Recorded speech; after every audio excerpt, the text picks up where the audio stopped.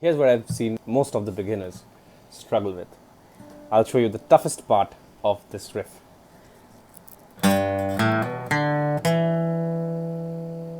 There. That's the toughest part. Did you hear it? Hey everyone. Today we're going to focus on Wish You Were Here. It's an iconic song by Pink Floyd, and we are focusing on the intro. So not the solo. This is going to be a lesson for beginners. This is a pretty easy riff, especially for beginners to learn, and that's what we're going to do. So the lick itself, I find it's pretty simple. You can pick it up by the ear, or you can also look up tabs. There are multiple videos on YouTube as well. So all you have to do is learn how to play the 4-string G. It looks like this and sounds like that. So you play the 6th string, then you hammer on the 5th string in, and it's got to be open. Then you will hammer on the 2nd fret, just G, in the G shape. So play the 6th string, you take it up because you don't want 5th string to be muted. So you play 6th, you play 5th open, and you hammer on. Pretty simple, right? Then you go to the 4th string, that's going to be open. You're taking off the upper strings because you don't want your lower strings to be muted. So play the string, take it off. Play the string, take it off. So it goes like. Then you put your finger again, don't hammer on, put your finger back again on the 2nd fret of the 4th string. So you're playing this shape.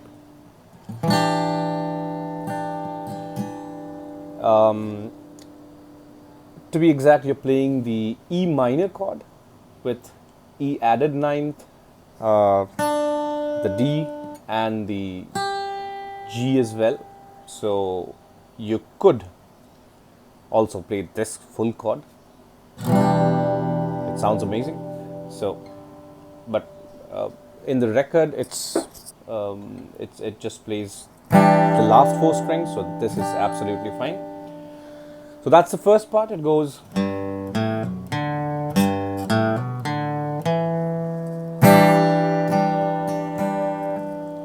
Or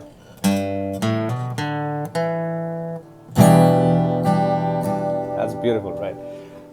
Okay. Talking about the next part. You have reached here. The next part goes like open G string. Then the 4th string, you're still on the 2nd fret of the 4th string, so you play that, and you play the open 4th string, back to G. So once more, open G string, 4th string on the 2nd fret, and then open 4th string. That's it. So the whole thing together.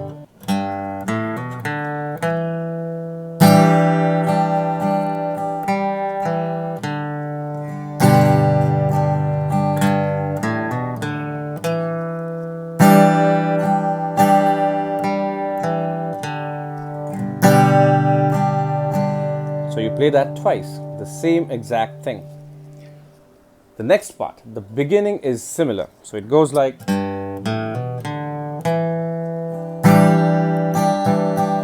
Now the second part is different. It goes, you start off on the 4th string, still on the 2nd fret. So you start off like 4th string, 2nd fret, you take the finger off. So the open string of the open string on the 4th. So you take your finger on the 2nd fret of the 5th string, and you take the finger off. So open 5th string. So it goes like. And now you take both your fingers, you place it as you were playing A major or minor in this case, and this is actually A sus4 7th.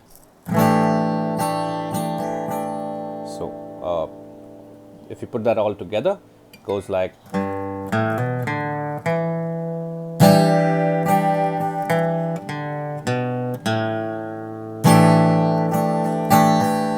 Now you skip the sixth string.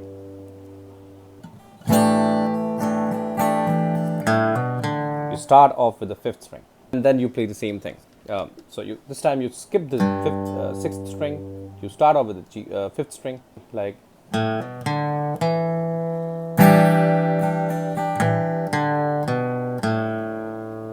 Then it's the same thing.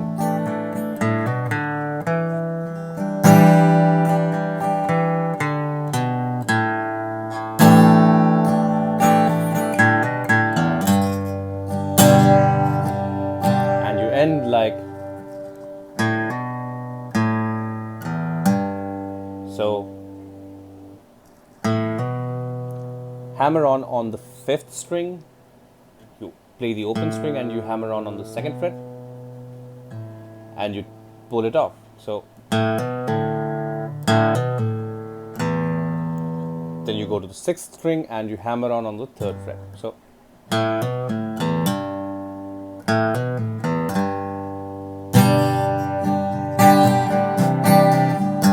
let's put that second part back together.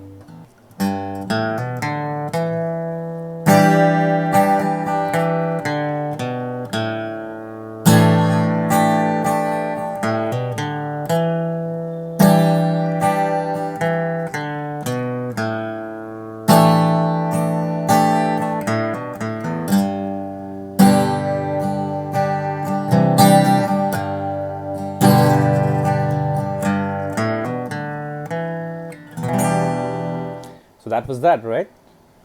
You know how to play it. But no, here's what I wanted to talk about. Here's what I've seen most of the beginners struggle with. I'll show you the toughest part of this riff.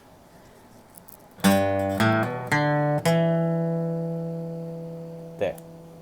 That's the toughest part. Did you hear it? Or rather, not hear it.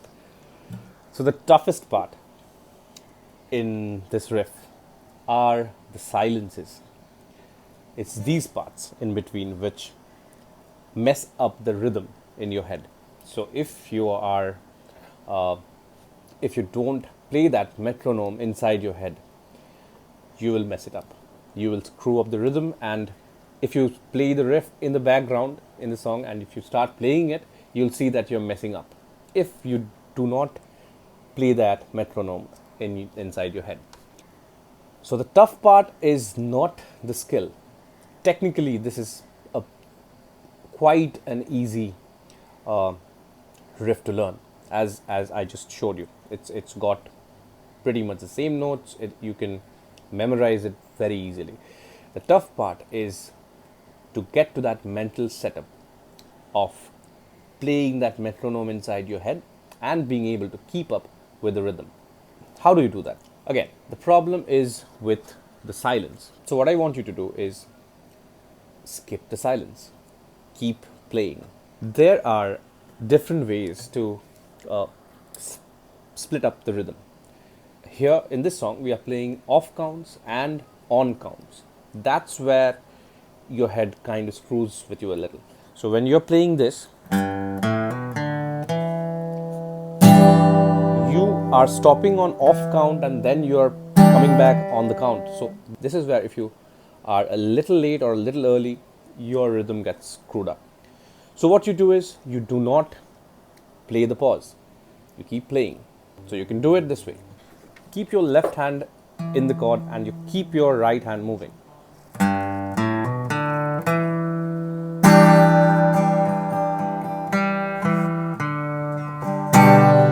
Even if it makes a sound with your left hand in the right position, it will not sound bad. So, once more.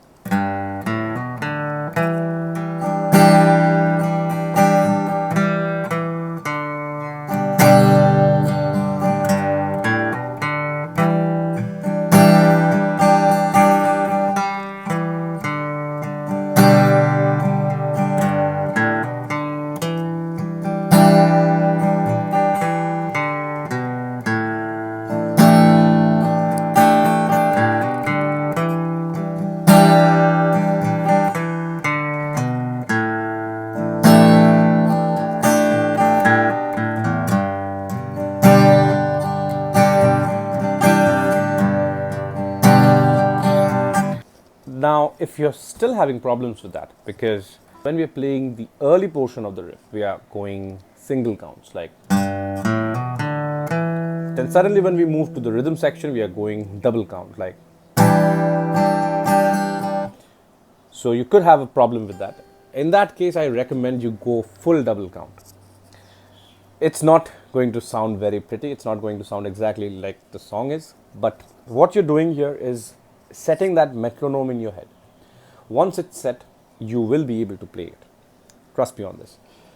So this is how the riff will sound like if you play it entirely on double count.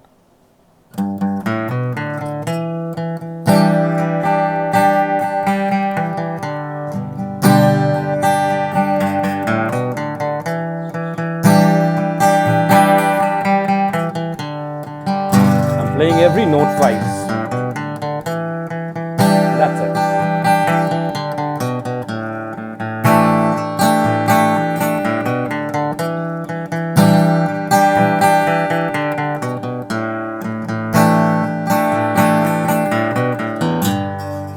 But as you see, there are no silences. That's the tough part to play, right? You don't have to play it this fast when you start. Start slow.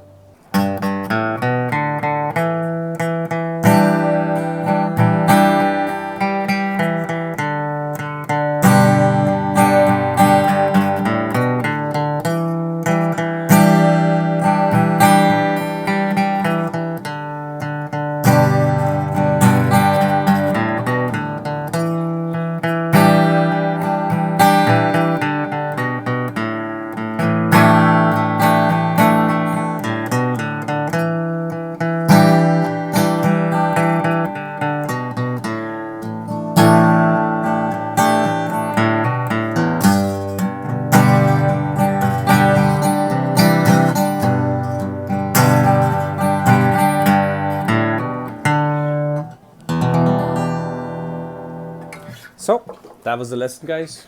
I hope you liked it. If you think that helped, please let me know in the comments. And if you want a similar video about the solo, I promise I will keep it as basic as possible. Let me know in the comments. Thank you for watching. See you in the next video.